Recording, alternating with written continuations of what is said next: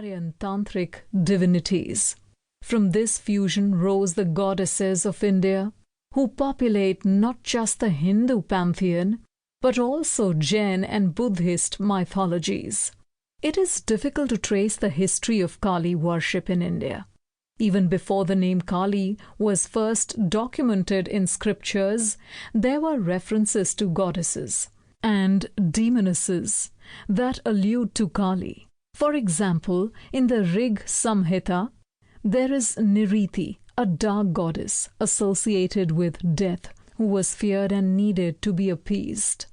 In the Jaiminya Brahmana, there is a verse celebrating the triumph of Indra over Drighajivi, a long-tongued and lascivious ogress, who thirsted for the divine drink Soma.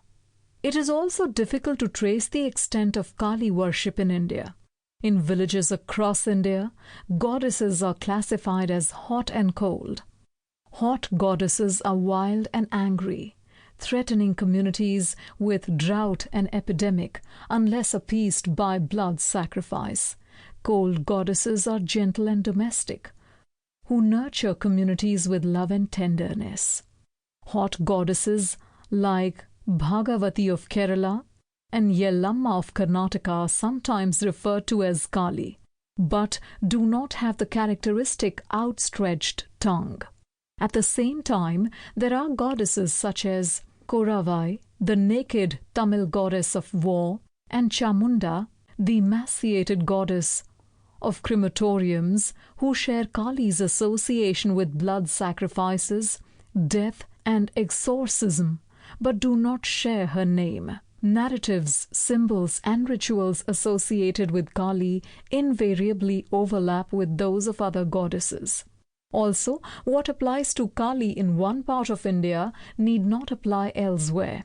Further, what was true about Kali in yesteryears may not be true today. All this makes it difficult to define boundaries in the study of Kali. Kali is but one of the many goddesses of India, though undoubtedly the most popular.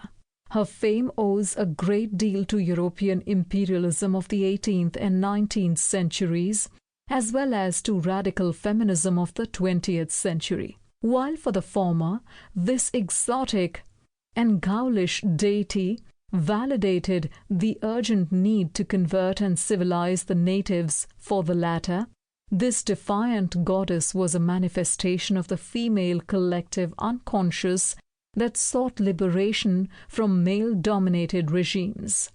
Despite her popularity, Kali remains an enigma to most people, including Hindus. Her macabre persona defies explanation and forces one to be defensive or apologetic.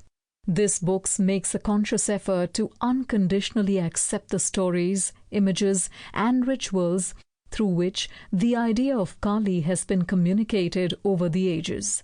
By doing so, it hopes to decode the meaning behind the macabre and help the reader gain an insight into the Hindu approach to the divine.